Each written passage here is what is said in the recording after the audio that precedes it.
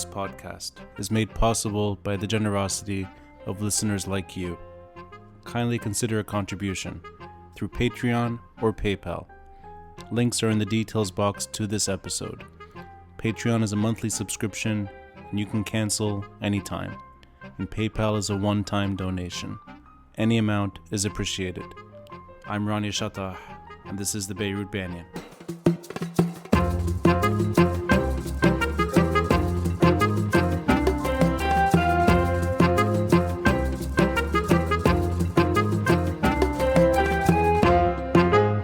Elsa Saade. I'm a student. I'm doing History and Middle Eastern Studies, and I'm an activist. Nour Hodeib. I'm a historian. I study and teach history, and I'm a writer. When the revolution broke out on October 17th, we were in New York City, and we were reading the news. We reacted towards it. We rallied up to the embassy, Elsa to the consulate. Elsa, kind of heralded that attack, the first action we did. Mm-hmm. And then we sat down to try to write an official statement, a list of demands from the group of expats that we recognized we kind of self-affiliated with as a community of expats in New York. And what we were saying is we need to be as objective and as political as possible in this statement, but we cannot appropriate what is happening in Lebanon to our own standards. I personally believe, I kind of always read such movements as movements against the Nizam al-Ta'ifi, against the sectarian state of affairs, the sectarian regime. But we were having that conversation, like we can't say things that are, we can't impose demands on that movement, whatever is happening on that protest movement in Lebanon. As we were watching the news overnight, so as the second day of revolution unfolded in Lebanon, that was exactly the language being used on the streets. We need إلغاء النظام الطائفي, the elimination of the sectarian regime. We demand the transition into early elections. Mm-hmm. That was very surprising. So in your sense, it's because the calls are for more than just a cosmetic change, that the regime change is at stake. That's what makes it different this time around. Totally. Okay. And it's not just the call for the regime change. It's the fact that it is, I want to say, the layperson in Lebanon demanding the regime change. Yeah. It is not, as we say, the cliques in the coffee shops, the intellectuals trying to move everything and mend it to fit this kind of vision of a secular civic state in Lebanon. It is the people. The demonstrators that were there in 2005, 2015, and whatnot, all the other times, kind of sedimented experiences. And right now, it's as if they're there. They know what to do, right? So they kind of have been experts at this, and people have been looking up to them. Platforms that have been building up for years and years and years are now platforms that people trust and look at. So now you have kind of a source. Right. Your civil society in Lebanon is kind of much more powerful right now because it's been building up for years. And the second thing that really stood out to me was the مغتربين مجتمعين. And it's the fact that right now, for instance, several of us are coordinating groups from all around the world who are really working politically. They're seeing that there is a humanitarian discourse being sometimes overshadowing the political discourse. However, the political discourse is there. They're talking about elections. They're talking about registering for elections. They're talking about the new groups and wanting people to come and speak about new people, new faces come and speak about economic, political, social affairs, women affairs, feminist issues, LGBTQ issues. I had never seen this space in Beirut be so full of LGBTQ statements, and seeing LGBTQ activists leading certain protests, even in Tripoli, right? So for me, these are the most significant things that kind of make this revolution or these demonstrations stand out from all the others, plus it being 4 months plus in, right? And the increasing police brutality, but that's something else. I think in both of these responses, sort of like unlayering all the different it's such a complicated moment, and yet all of what you're describing is positive. There's a positive departure from the old ways of protesting, not only the old ways of governing. And I like that you focused in on the disenfranchised groups that have found their space for the first time. and you're kind of reflecting on protesters' evolution, whether it's a sort of moving beyond the Houston crisis for accountability, or for that matter, the geopolitical story 15 years ago. This is almost like all of the above at once. And Nour, you're talking about something which is more or less at the top, which is the structure is under threat. That the state in itself, for the first time, is really being threatened, not in a way that we've seen before. And I got lucky because I just arrived a few weeks ago, and I met Nour, I think, 2 weeks ago or 3 weeks ago, I believe. Yeah, at one of the LAU events that right away talked about the domestic issue, and then a week later about the diaspora issue. And I think both are kind of what you're describing, that both are changing. Let's start with the diaspora, since we're here in New York, and then we'll go into the domestic issue. At a glance, and I know New York has a larger population, so it's easier to do things here than it would be in St. Louis, for example, or in the middle of nowhere, where you get maybe 50 people. Here there are going to be thousands of Lebanese, potentially, that would show up. Just that initial moment when you guys were rushing to the consulate, and I like the way you described it, I saw those demonstrations from Beirut. I was watching Paris, watching New York, Australia. It looked like the whole world was going crazy for Lebanon. And of course it wasn't. It's Lebanese around the world going crazy. For a good reason. Was that moment for you a tipping point for the diaspora? And I think we kind of touched on that at the most recent panel. Did the diaspora see itself as a political power or a power base in this moment, from your own perspective? And I ask this because I know that you guys go back and forth regularly. So in a way you're able to see what's happening there, but you also have an appreciation for what's happening here. There's something about the diaspora that needs to be contextualized, and that's like, personally, that's one of the things that I did not see. I appreciated that the speaker in LAU made the distinction between diasporas and said it's not one big thing. Right. But it's still this abstracted diaspora. Yeah. And I personally can't speak about the diaspora. I can speak about how I see this happening right now. Yeah. One of the main things is the diaspora today is screaming to be included, you know? Yeah. And this is a very novel happening. And, a couple of years back, we got our right to vote as diaspora. Right. And this induced a radical transformation in the minds of diasporic people. For hundreds of years, and we have the term intishar, and it's a very Lebanese-specific thing, that we Lebanese in intishar, in the kind of in dispersion, that we're still Lebanese, but we're dispersed somehow. Right. But our relationship with Lebanon is very much nostalgic. It's very much with this home that we yearn for, we hope to return for someday. In different places, we just go out for a couple of years and come back, hope to retire, whatever.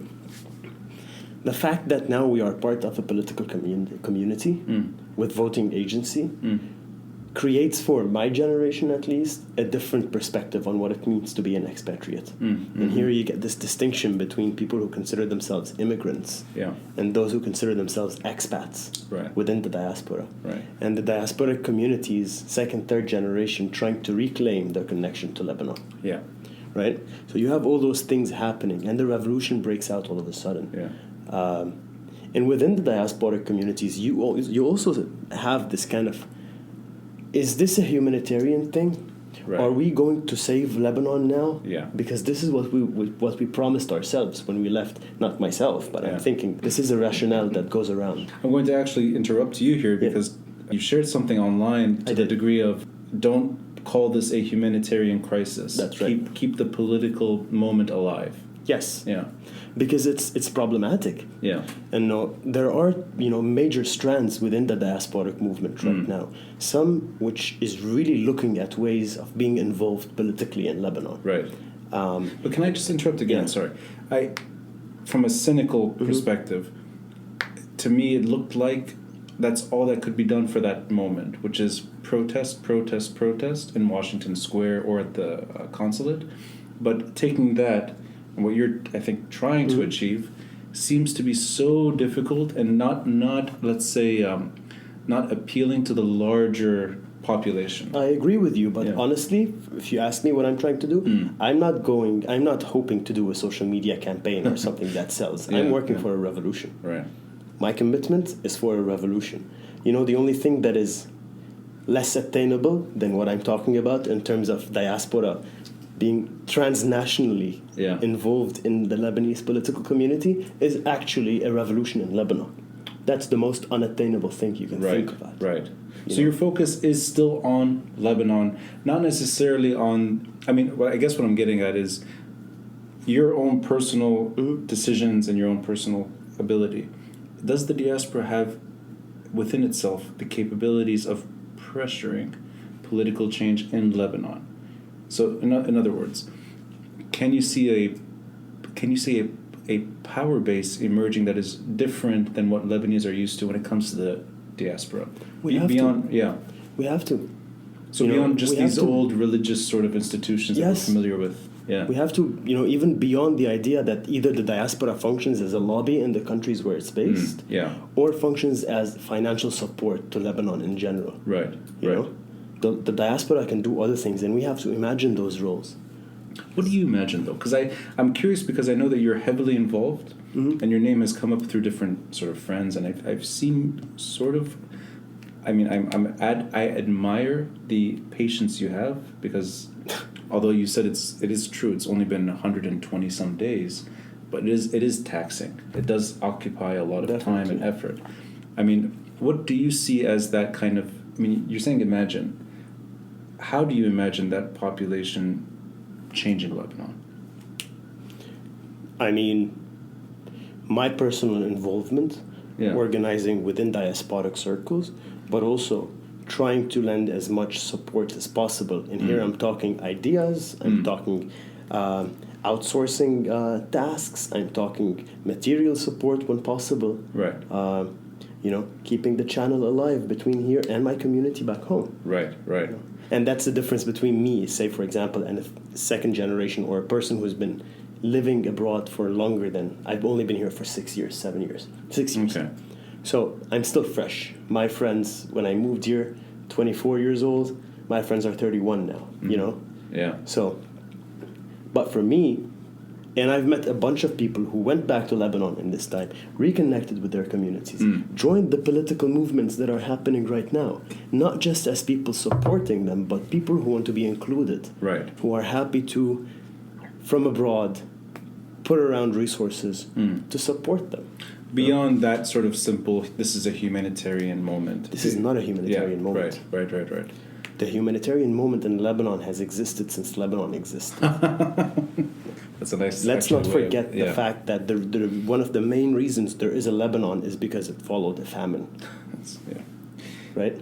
So to humanitarianize it is to depoliticize it, and this is the essence of the problem we've suffered as a generation since the 90s. I like that perspective, and I don't think that's shared enough, so I appreciate that you shared that. The vulgarity aside, but the vulgarity is how you deliver that kind of message, and I think it's important. I think one of the main issues of why this is a revolution is because it has questioned every kind of ethical code. Elsa, do you have that kind of, I mean, is it a shared opinion on the role of the diaspora, and perhaps even within that, the abilities and the constraints of a population abroad?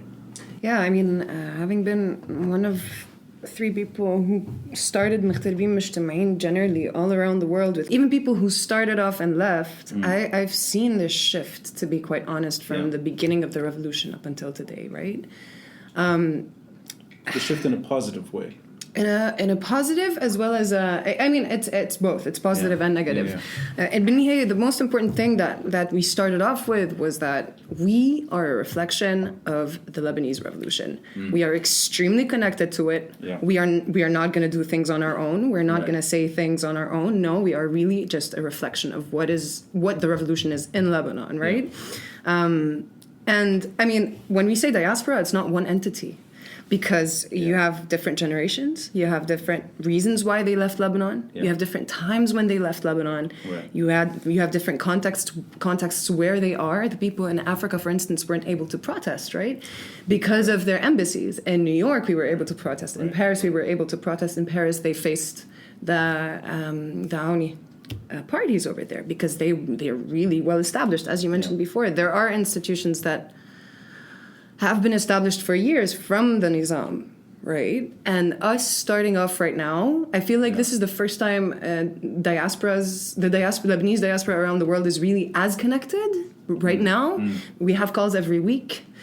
We have WhatsApp groups where we coordinate together. We have a Slack channel where we build projects together. We have a website that you can actually access and see what type of projects are happening out there all around the cities.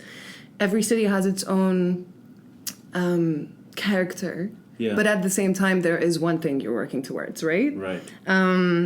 And I don't know if you saw the demonstration that happened in Beirut in December, مغتربين مجتمعين demonstration where we just walked, all of us together. We met each other in Beirut. Oh, great. So you flew in December. Exactly. Okay. Yeah. So many of the people we had just met on our phones, on WhatsApp and on Facebook, and we were organizing together for months. Yeah. Then we meet each other in Beirut. Of course, I remember this now. You know, it's funny. These things become fuzzy. Yeah. That's 2 months ago only. Yeah. I mean, you described me. I remember this now. It feels like a year ago. Exactly. But no, I remember that. Of course, it was on the news, and everyone was kind of flying in to participate. That's right. And we participated in the independence rally, and then also afterwards in December when everyone was there for the holidays as well, we did a demonstration together, and it was so beautiful to just put faces on names that you had been working with, right? I feel like this is a chance that we have right now that we didn't have before. Is that because of the connectivity technology allows you to do these curious things, which is coordinate with someone potentially in Australia that you never met, and you're chatting about meeting in Beirut, and you're both technically diaspora, but you're making a decision to connect in Beirut. Is technology that central sort of the thing that didn't happen in the past, which is you simply couldn't connect easily?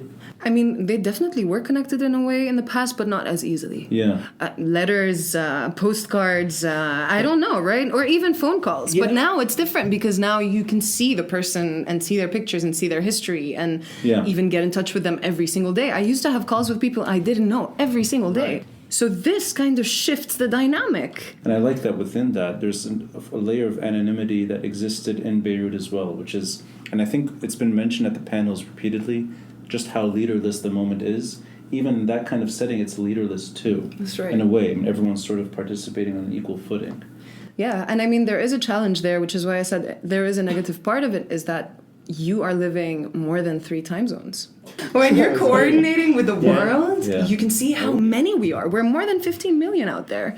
If only 1/4 of us votes in the elections, that's the whole country, right? If only 1/4 of us would actually vote in the election. It's very powerful. Yeah. It's very challenging. It's so many of us actually went through burnouts and we're like, I can't do this anymore. And someone else would step up, which was also beautiful.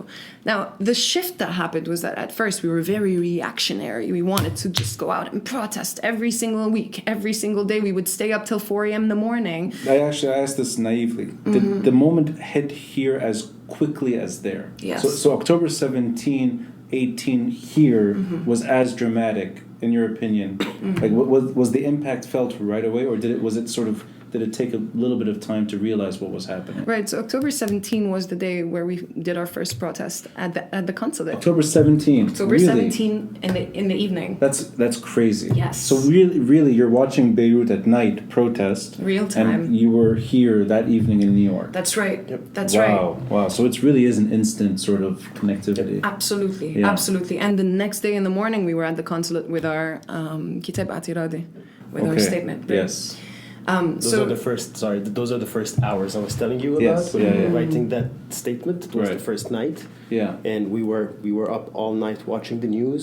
Right. And we realized something was happening. Miraculously that what we were afraid of imposing on the movement is what the people were demanding on the street. Say that again, sorry. You were afraid of. So we were writing a kitab اعتراضي. Yeah. And the whole content of the kitab was istinkaran, to denounce the police brutality that happened in downtown Beirut. Right. And to say it is not fair. And we were thinking, honestly, of ways of kind of framing the tax on WhatsApp as also damaging the expats, because that's how we talk to our parents. Right. So we were thinking right there. Yeah. But as we watched the news the first night, we realized that what we had feared to include in that kitab, which is a demand for a transitional government and early elections. Yes. In other words, إلغاء النظام الطائفي, to eliminate the sectarian system, was what people were saying on the street. Yeah, and what was crazy was that the next day, Christelle Tabet adds us on a group and is like, Elsa, whatever, let's start organizing. And apparently France London, Paris, London had already started. People in British Columbia were starting to organize. People in Cleveland, in Los Angeles, in San Francisco, in Australia, so many places in Australia, Nigeria, even places in Brazil, like all around, right? They also just started off, you know? It's like there was a momentum over there. Can I add something? Just since because connectivity, and that goes back to your question. Because it sounds like it's really is happening within seconds. Like that's what Elsa was talking about living multiple time zones. Right. The news, coordinating, and also living in New York City, like having an actual life somewhere else. Or trying to have a sleep pattern that works. Yeah, most definitely. Well, there's something else that I would add to what Elsa was saying. Yeah. And that Elsa is actually describing, it's the willingness to do it. Yeah. Right. The political willingness to do it. Can I ask you both? And I'm assuming you're on the same page for the most part. Otherwise, you wouldn't be sitting together here in February. Is that a responsibility that the diaspora should take on itself to just be more politically charged?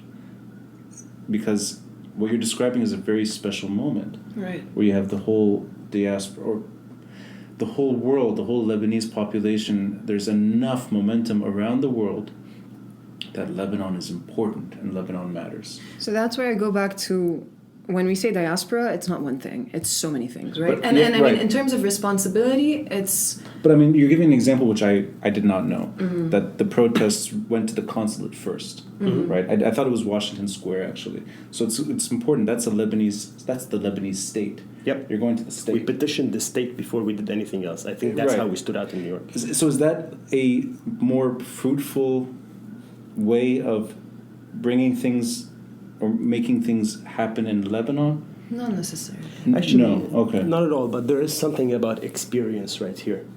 Some of us around the world, I don't want to say we're seasoned activists. I don't consider I was ever an activist. Even when I was in Lebanon, I was defending myself and my community. Listen, and our right to I exist. say this with full confidence. You need a sexy scarf to be an activist. You've got the scarf, so you're an activist. I mean, you know.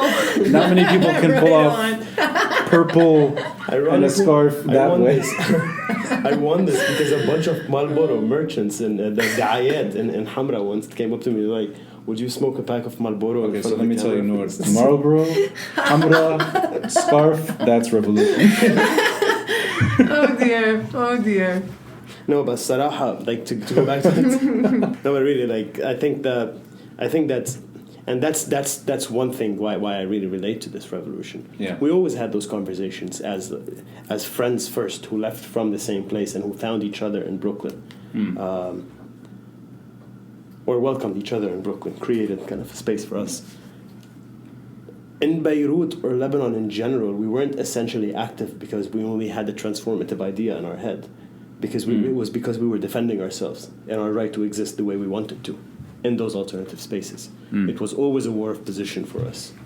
And when we saw this happening on the street, there's so much affect to it. And this conversation we've had for some time.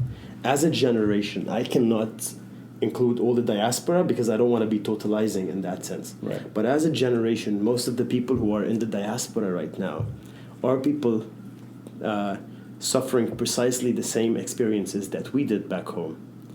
Many of them, at least, who needed to get out to find new opportunities, to find new livelihoods, to grow. So they're here because Lebanon is no longer serving their immediate needs. And they're suffering by default. Not essentially the immediate needs. It's just you don't. Many of the times you don't perceive a future in Lebanon. Let's not fool ourselves. There is a reason why a revolution broke out, and there is a reason why I personally left Lebanon before the revolution broke out. There was a point where I felt like I was hitting a block. And I needed to grow. As a PhD student, I only had the opportunity to do PhD in one university. But there would be someone else who would come from New York and take away my job, Right. And I found a way out. I'm a lucky person. I'm a privileged person for having found my way out. We feel like we got kicked out from our hometowns.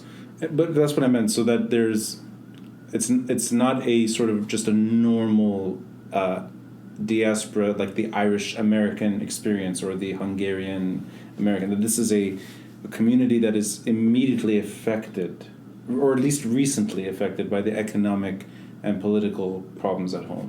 I mean, I can relate to numbers of diasporas around the world with whom I could find a shared experience. Feeling like you want to be in your space, in your natural habitat, per se, quote unquote, but there are also things that impose on you to head out for reasons. You know, for economic reasons, for financial reasons, for livelihood reasons, for opportunities of growth. Most of the time you're hoping to go back with better experiences. Right.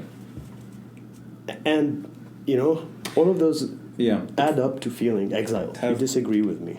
I don't know. I mean, I'm always aware of my experience, my privileges, my type of strategy, right? Because it's not always in alignment. I'm always careful about generalizing, and especially after having organized with so many people who come in with different privileges, who come in with different abilities, who come in with different disabilities, who come in with different privileges and visions and all, right? So, and plus my experience of Lebanon is very different. I come from a very, like, in Lebanon, we all know that we come in with so much baggage from our families and their experiences during the war, or their experiences outside the war, or their experience in a country that, if I were a person who has been living in the US all my life and never even seen Lebanon, like, it's so different. That's why I'm very careful. But I'm curious, do you guys have older generations within your family that left Lebanon? Yes. Okay, and does technology just make our generation a lot more emotionally charged about the moment?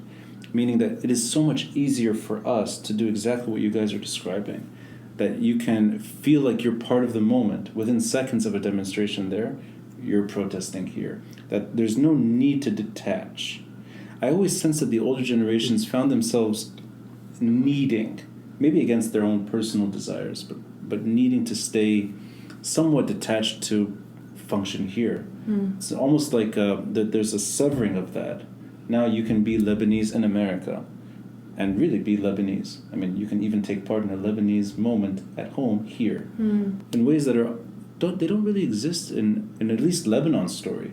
I don't know of a moment that, even going back to the Eustin crisis, I don't remember that even reaching beyond potentially Beirut. Or a bigger protest in March 2005. You had some snippet, you had flickers of it, but nothing like today. And I think, going back earlier, there's no example of it. Because I know technology is somehow, I think it's steering a lot of things that are happening in Lebanon, and I think it's also allowing for all these different facets of the diaspora to explore what it means to be Lebanese today. I mean, technologies were there in 2015, but I feel like there's a completely different vibe to this. So what is this that? time. So I keep asking this question over and over, different people. What is it that's different? And I will play devil's advocate. 4.5 months, potentially 5 months into this moment, Lebanon looks like it's in a very detrimental place today. Yes. And I no way would ever put any blame on the protests, throw that out the window. But it is also true that Lebanon is going through a very, very, very difficult chapter, with or without the protests. But what is unusual? I think the difference right now is that it's not only Lebanon. I feel that the difference right now is that we had seen Chile going on and Hong Kong going on for so long as well. I'm saying here, right? Right. For me personally, I have Iranian friends here. I have people, Chilean friends here. I have Georgian friends here in New York. Because of all that diversity, I've been around people who also, whose countries also have been going through revolutions, and I feel like this also made me feel like more engaged with my own revolution. Aside from the fact that all my life I've dreamt of this revolution. I've built up for this revolution. We have, so actually. That's interesting. It's almost like a horizontal way of looking at it, that a protest in Hong Kong or Chile or anywhere, you feel like you're part of that moment too, to a degree. Being here in New York, yes. Yeah. Yes, because of the proximity of having people around me who are also from these countries. Does that motivate you to do more as a Lebanese protester abroad? It gives me more of a broad overview. It shows me how intersectional the fight is. Interesting. Yeah. But there's something I would like to point out here. Sure. We're still in the diasporic experience. There is something that I have taken it upon myself as an individual to tackle all the time, which I feel that even within the institutions in the diaspora, this conversation is kind of silenced. Our perception of the revolution is our personal experiences. And as Elsa was just saying, I've known Elsa for some good 12 years, and the bulk of those 12 years were organizing in Lebanon together. Oh, from back then? Okay, yes. Okay, yeah. So we come starting from with very student much movements. starting with the student movement. So 12 years ago, I mean, what was the first time that you guys sort of participated together? The way I see it, because I feel like it will add into something that I mentioned earlier and I'd like to talk about.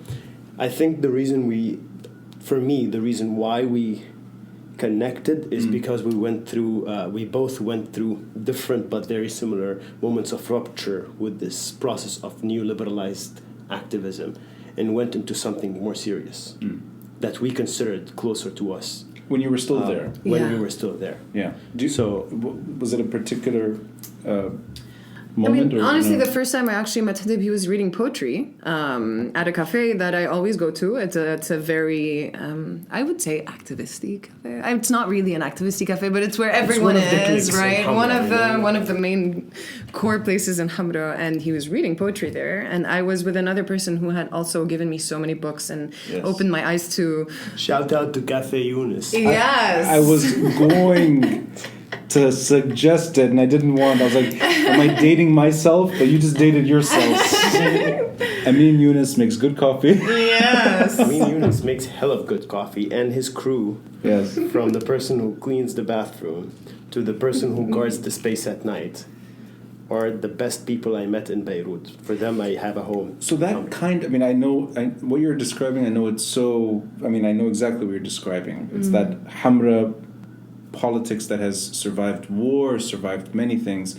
Hamra is still where politics is discussed, and Yunus is our cafe. But we had older cafes that we never went to.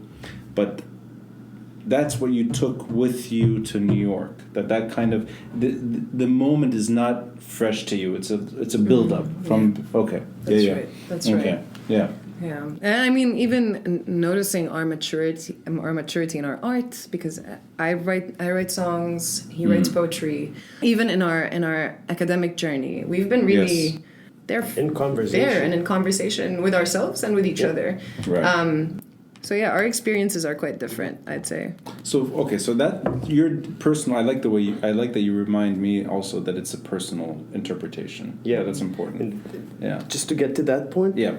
The reason I feel this is different is precisely the fact that it's not coming out of Hamra. Right. And acknowledge that I personally am a product. I was radicalized in Hamra, among the people there, among all those discourses that engage and converse in spaces, in coffee shops in Hamra. This one didn't come out of Hamra. Right. It came out of lower... working class environments where people did not essentially come into the protest with preset convictions of how a future would look like. Yeah.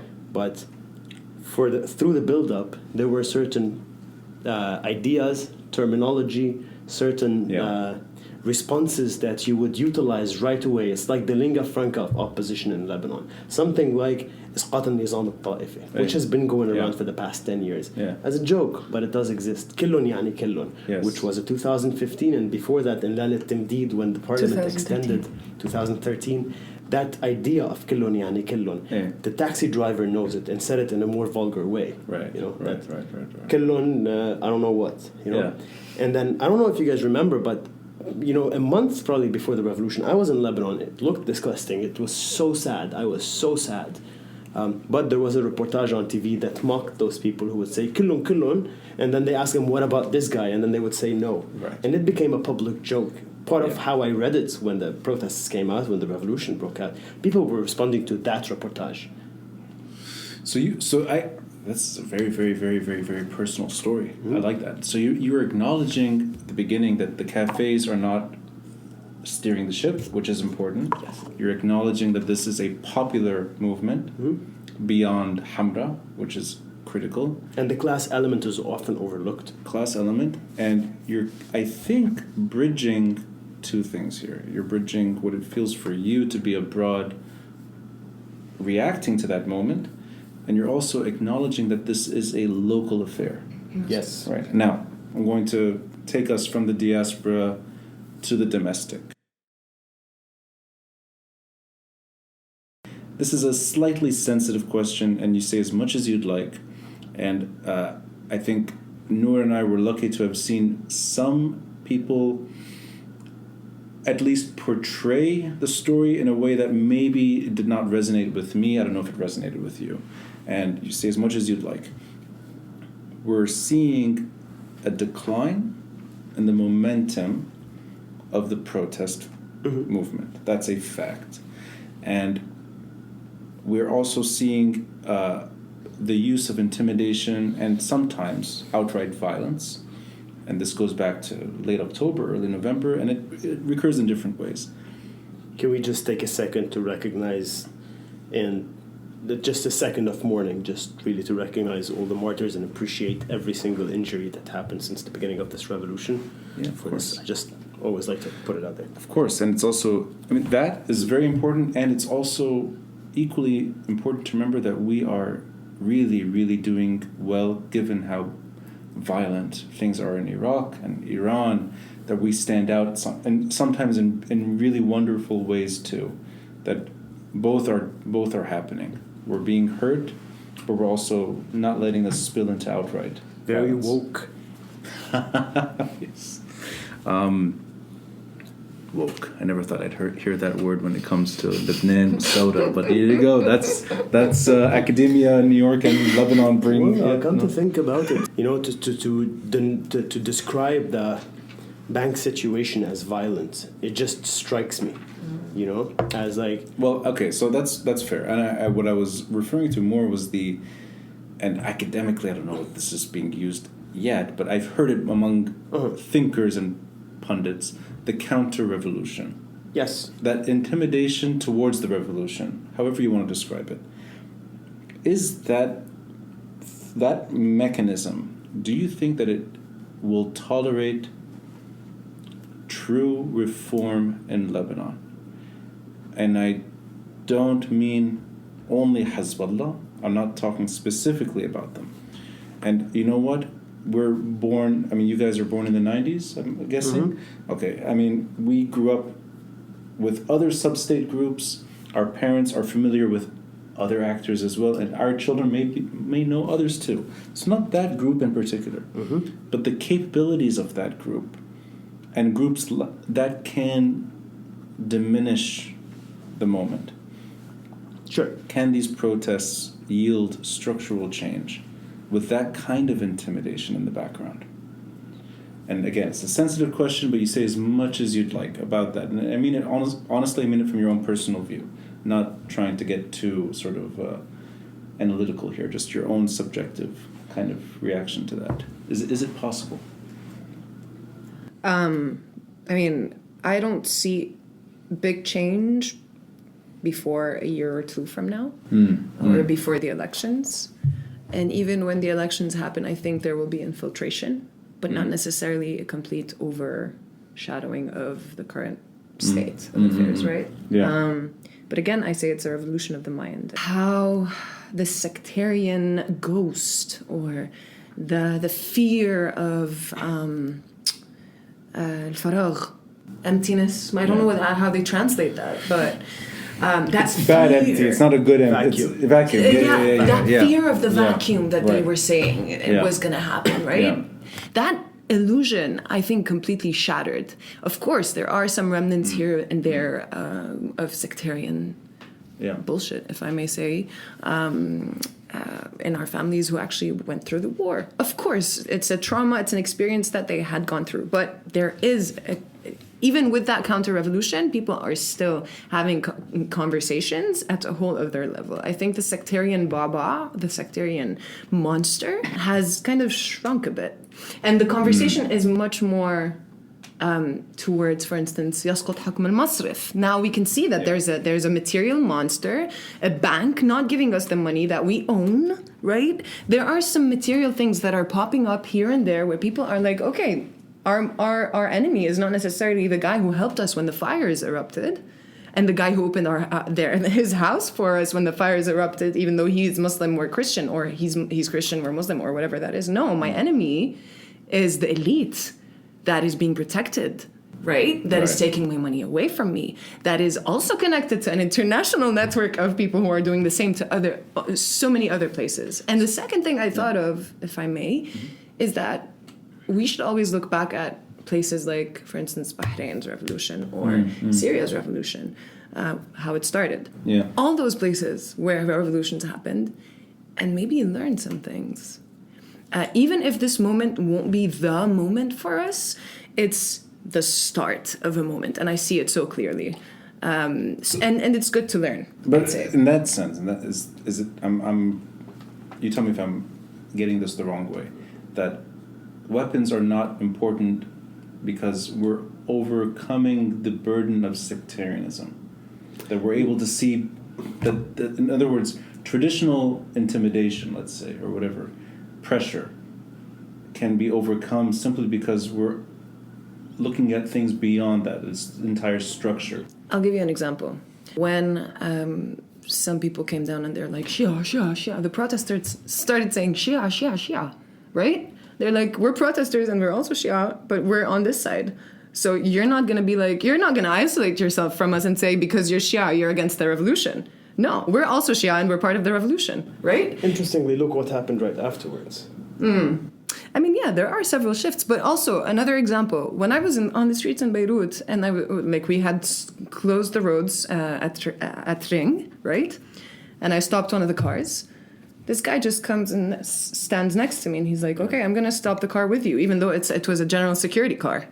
And then he calls me Abu Ali, right? And this guy, in normal days, I would have passed by, and he would have been like, "Shwiya ashta." Right? It's a completely different shift, even in perspective of who is down there on the streets with you, how they perceive you, even though my hair looks like that. I was screaming like crazy. I'm a woman. I am obviously, I don't take care of myself as much as a Lebanese woman should, right? Or does. So, that shift in cultural approaches, as well as that sectarian monster being kind of shamed, for me is a really amazing step, despite the threats of slah, like weapons. So in other words, it's despite the threat. That the power is in just simply that people are challenging it by default. That's what I think. Okay. It might be naive, but that's what I think. It's not naive at all. You know, when it comes to the question of weapons and Hezbollah, and I was in the same talks that you're talking about. I don't mean to be, it was honestly, they didn't let me on too much information that I wasn't thinking about. But I really appreciated that talk, and all the perceptions, or all the perspectives that were put about. And I would go with Elsa on this. On the street, as a proactive, as a proactive movement, it is despite all that threat. But you see, when it comes to Slah, I always go back to Gibran Basil's talk at Davos. Talk about counter-revolution. No, I'm serious. Can I ask you, yes. which one? The more recent one or the most recent one? When he was... Hadley Barbara. What's her name? Gamble? Hadley Gamble. Hadley Gamble, yeah. The only thing that really concerned me from that talk is watching him characterize precisely, correctly, what the Lebanese revolution is about right now. Especially when she mentioned the weapons and Hezbollah. And he was like, well, the Lebanese people actually are agreeing on something else right now, so you don't have to bring in the specter, because they're actually trying to do something with their lives that's not just going back into that same problem that's going to divide them. And when I was watching it, I was like, what the hell? Are you with us? He knows exactly what's happening on the streets. And he chooses not to listen. So I'm getting from both of you to a degree that it's beyond just that party's abilities or a group like that. That the simple fact is, because the structure is being discussed and attacked, that their weapons are really they're unable to achieve that kind of derailment. Okay, 3 images about this. First, I realized that we haven't gotten to the point to talk about what exactly the regime is in Lebanon, or how we think this regime is and what this revolution is about. I already mentioned that the revolution is revolution in as much as it has this transformative ideal of the regime needs to change, and everyone, regardless, and really we need to start appreciating disagreeing on small issues, in the diaspora or inside. We don't have to be one big unit. Yeah. Our obsession with totalization is really our anxiety from years and years of disintegration and dysfunctional unity. Right. It's very symbolic for us. So, but we need a leader, we need whatever. We can agree to accept each other's disagreements and have a civilized, and have a proper conversation about it. Mm-hmm.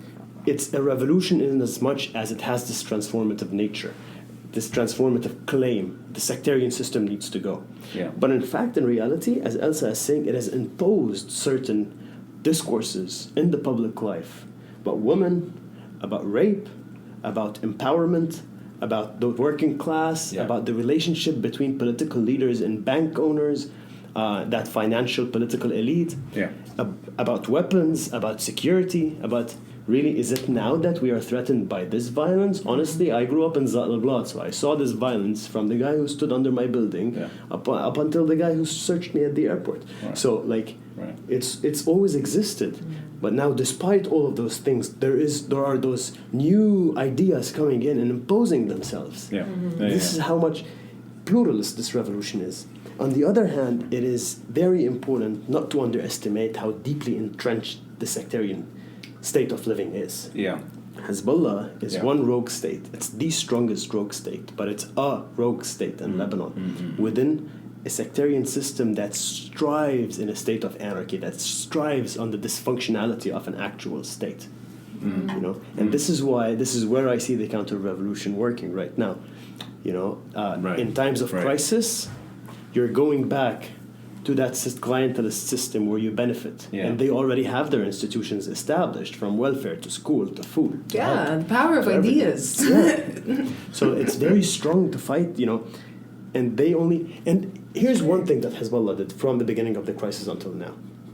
I saw this one time historically. I don't want to talk about it because I haven't developed the proper, I want to say, analytical tools to make the comparison. But the fact that Hezbollah presented itself as the sole defender and as the primary defender of the Lebanese government and system shows everybody else, all the other rogue states that I like to recognize as rogue states, all the other sectarian parties, that they are willing to defend the system in Lebanon, the sectarian regime, until the last drip. Right. And what they did right here is not distinguish themselves as a standing out kind of what they say state within the state. They actually represented themselves as the protectors of the Lebanese state. Right. And by Lebanese state, I don't mean the Lebanese dawla. I mean the Lebanese nizam al-ta'ifi, the sectarian state. Yes. And if their counter-revolution is with weapons, it's going to be completely neutralized in a way. I mean, if the weapons is the only thing that we're scared of, that won't work. What would actually work would be manipulating the mind, which they've been doing for so many years. And not on their own. Not on their own, through institutions, through services, through all the shit that we've been going through for years and years. I mean, let's... Even the fact that we don't have a history book, sorry. But I'll take it one step further, because you've eloquently just described both the vulnerability of that kind of arrangement, and also the core strength of what it's been able to do somehow over time, become the protector of the regime. And that's a very powerful, if you want to call it achievement. I don't know if that's an achievement, but they've really positioned themselves as the bulwark of the old way. Can you imagine the street movement challenging the intercommunal arrangement, that thing that we're all trying to, in one way or the other, move on from, while there's and you described it well, a rogue state with weapons? Can the protesters get their demands through with that kind of very, very, very big obstacle that doesn't present itself in other recent examples? Whether you mentioned Chile doesn't have that kind of sort of situation. Hong Kong faces its own obstacle, but it's not that kind of obstacle. I don't know of an equivalent example. We don't have to look too far. 2 countries away, there's Iraq. And Yeah, they managed that's to do right. in less than 10 years what we've been trying to do for the past 50. But even in Iraq, the question is sort of existential, I guess. Can a protest movement get what it wants peacefully through that big wall, if you will? That's where we locate a war of position. This is what war? someone like Gramsci would call a war of position. War of position. This is a war of position. You have to do lots of maneuvers. First and foremost, you have to be very aware of what you're fighting, and you have to be very aware of how hard it is to change it. And you have to be aware of how subjective and interchangeable those forms of identities are, because many of the people who joined the protests actually still identified with the parties on different levels. I like also that both of you hinted at the psychological component that was fractured, I think, to a degree, that now you can see beyond your own sectarian way. And I think you said it, that now you have protesters who are freeing their minds to a degree, right? That's central. That you have to think of yourself as not what you have been. You know what? Why are we sectarian? That was my question. Like, what is the reason why these people have weapons, right? What is the reason why that we went through a civil war? What is the reason why? I mean, it's also important to notice that every bank in Lebanon has a correspondent in the U.S. or in France or whatever. It's in Iraq, it's the same. It's a system. You guys are both bringing up Iraq, and I think it's important because that is the closest relatable situation, and it's ongoing. It's still happening. But I get from both of you that the system, if it's challenged effectively, over and over and over, this whole thing that we're used to will eventually collapse, and that's the inevitable situation, that you have to crush the system to get to all of its dirtier components to a degree. So even if we do, we're not going to crush it with poems. I don't feel like through my art, for example, if we're going to talk about that, I'm not destroying the regime, but I'm maintaining a war of position. I'm guarding the flame with the ideas that would bring people who think like me to feel that, someone actually feels the same. And someone is trying to engage with our feelings as a generation, so for example, as a group of friends, as a community. Where that's going to take us is to create this kind of new culture, this counterculture. Right. Hella. On the other hand, in Lebanon, guns cannot crush the regime. Right. Because the reason why it's so nonviolent and so peaceful is actually a reaction to the status quo, which is a very violent process. And that goes back to the question, why are we really sectarian? We went through rounds of violence. Sectarianism is inscribed in our bodies. In our personal experiences, our communal experiences, our private and public experiences in Lebanon. It's hard. And guns, many people feel so attached to guns, Hezbollah or not Hezbollah, There is this in the consciousness of the Lebanese person, and not to abstract it. You always have something that's similar to what's used in pop culture as al-mu'adalat al-dhahabiyya, the golden formulas, okay? And the golden forms of social organization. Uwait Talab, Uwait Caritas, Hazab, Madaris al-Mahdi, Jihad al-Bina. They always exist, those things. They exist and they haunt you. They are how you see the world. Our war right now is to get to a point where this is not just a demand from a government. This is a revolutionary movement to get to a place where you can actually demand from the government. I mean, if we go back to even the nucleus out of personal experience from even our student movement, if you only look at university spaces in Lebanon and how they used to be, right? Even in a student movement where we tried to be an independent group at this said university that says it's secular, right? We got threats from political parties who had their own... So sorry, this is now... So when you're in Hamra? No, in a student movement, like Hamra and so many other places in Lebanon. Like it's an intersectional movement throughout Lebanon.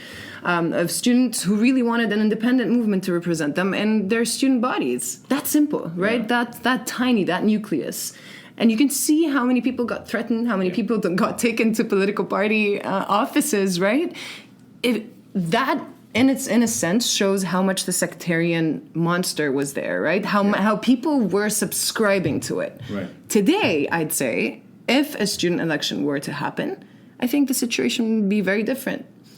Why? Because right now, if we take it back to the bigger macro level of Lebanon, the politicians and the elections at some point were completely political party led, just like the university elections, right? But now people are realizing we don't want this guy to represent us just to represent us. We have demands. We have 4 demands that we've been asking for from the very start of the revolution. Same goes for a student who'd be like, I actually need a chair to sit on in class, right? Yeah. So, I mean, even if we look at the most nuclear part of, like, the smallest example in Lebanon and how sectarianism was really engaging with your day-to-day life, even in your student life, even us in our own personal families, that silence about the civil war, that silence about another person who's not from your same sect, for instance, how it kind of broke. In my family, let's say, I'm not going to generalize, but my mother now can make the difference between a Mendes and the Thawraji. In 2015, she would look at them and be like, everyone Mendes, Heda Mendes. Now, even the protesters who are being violent, people are looking at them as protesters because they see that as a strategy of protest. And that shift is completely important. That shift in discourse is extremely important because it doesn't focus on a sect anymore. It focuses on a strategy. It focuses on a vision. Yeah. Right? You know, you guys are, I think, in a way representing that. I mean, at its core, I think that's what it comes down to. There's enough people in Lebanon that don't have memories of the boogeyman. And that just lets you test new ideas. You're not afraid of letting this slip. And my earliest memories are the Civil War. And I'm able to kind of put that in a box and say that's not going to happen. But earlier, I'm assuming, the older you get in Lebanon, the more paranoid you are that this will lead to violence. But now you have enough people born in the 90s that just don't know it. They don't know what the Civil War was. They know what a war is, and you guys are very good at describing your personal experiences. When you say Za'al al-Blat and the guy at the airport, I know exactly what you're talking about. That's that low level of violence we're all familiar with. But that's not civil war. That's just intimidation. And that tends to be security or state intimidation. Totally. Yeah, that's not intercommunal sort of violence. And I'm guessing all of us have variations of that. We know the 2006 war. We know what mini battles look like and feel like. 2008, Hamra was violent. And fortunately, it did not degenerate into something worse. Yes. But I mean, go ahead. Sorry. But I mean, it's just like the cutoff that you don't need to be born. If you're born in 1989, you don't have Civil War memories, period. But at the same time, that's what makes sectarianism even stronger in a sense. That what we used to make it stronger. Because for me, I was listening to my dad's stories of the Civil War, my dad's experiences of the Civil War. I didn't have another book to refer to until I got to school, right? And started reading 10 different books in order to understand how it's happening. However, if I had just stopped at my dad's experience, I am very much defining how my experience is, and I'm actually inheriting his experience of the Civil War and making my decisions based on that. That's the difference, I'd say. I want to actually... What else we inherited? Go ahead. The trauma. Yeah, how do they say there is a transgenerational trauma? I guess that's transgenerational. I would also... Say that again, transgenerational trauma. I would also claim it as a personal trauma. Oh, yeah. Because we'd never seen the guns. You know, okay, I grew up in the South, but on the pre-Nabatiyya South, so I was never living under occupation.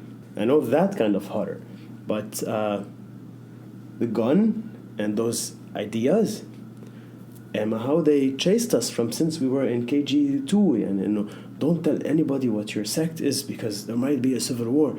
I used to think that if I tell it to my friend in class, people are just going to start dying. And we, you know, every time we did anything, every time we said anything that looked political, we were shamed for it. That's what I was saying, calling the neoliberalized, the depoliticization of the political in Lebanon. Not being afraid to be political, so becoming civil society, as if civil society is something not political.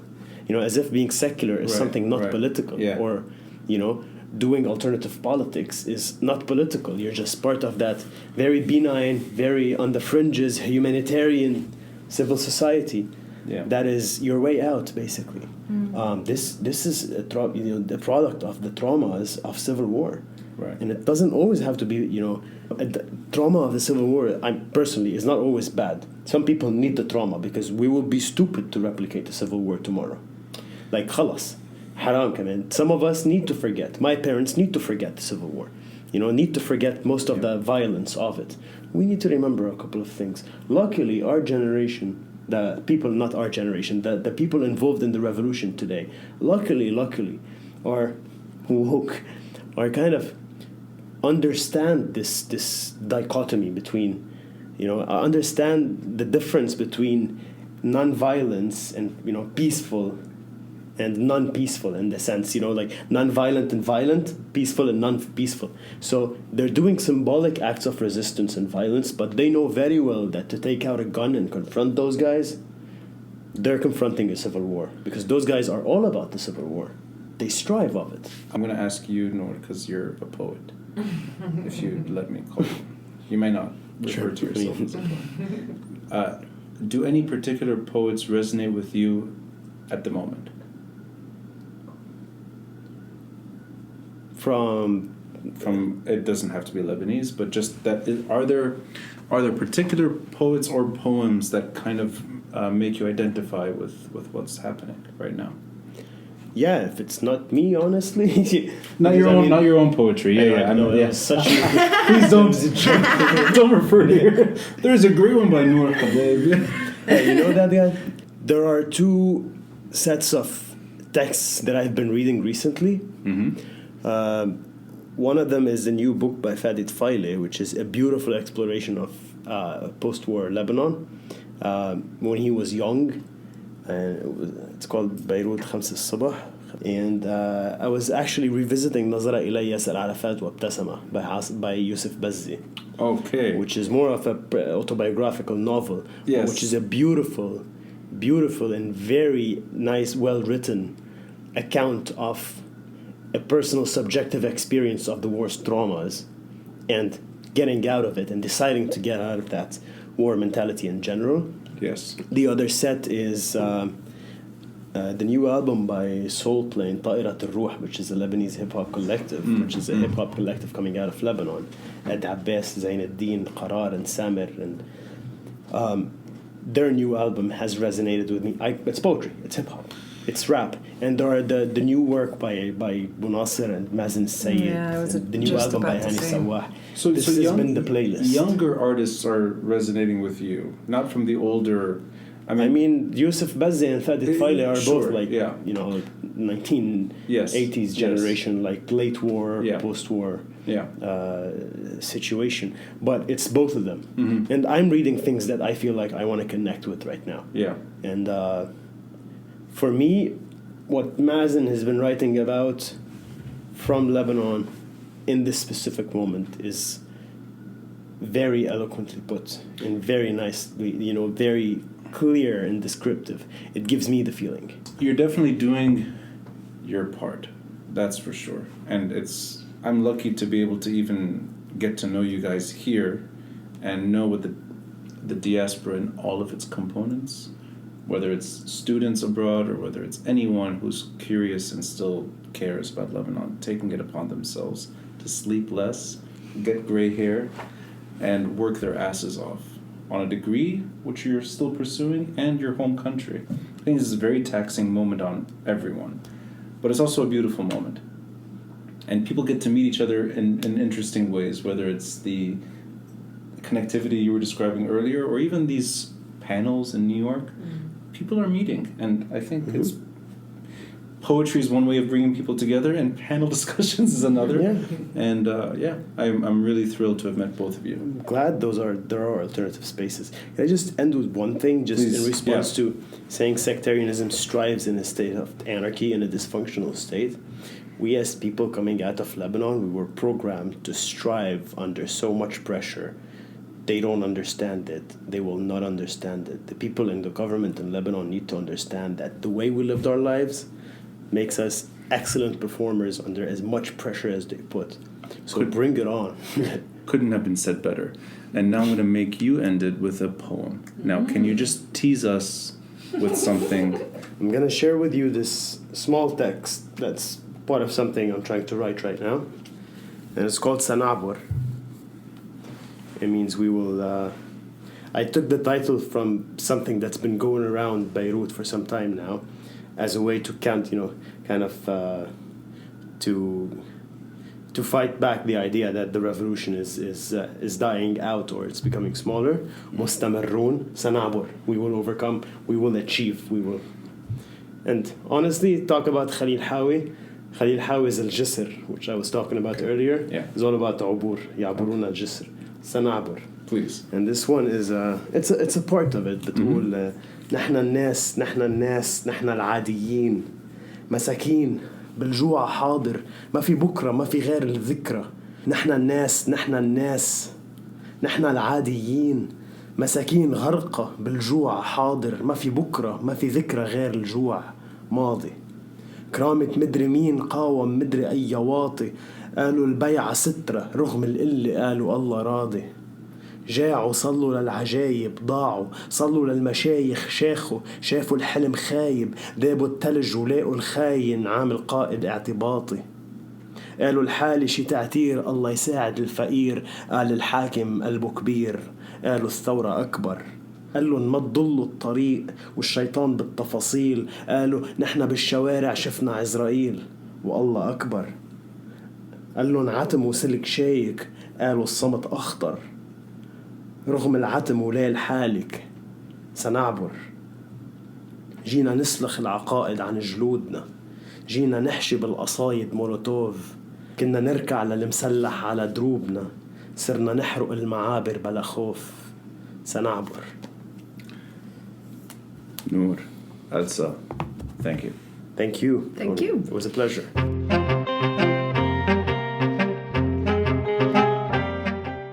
Thanks for listening. And a friendly reminder to help support this podcast by contributing through Patreon or PayPal. All links are in the details box below. Until next time, I'm Rani Shatah, and this is the Beirut Banyan.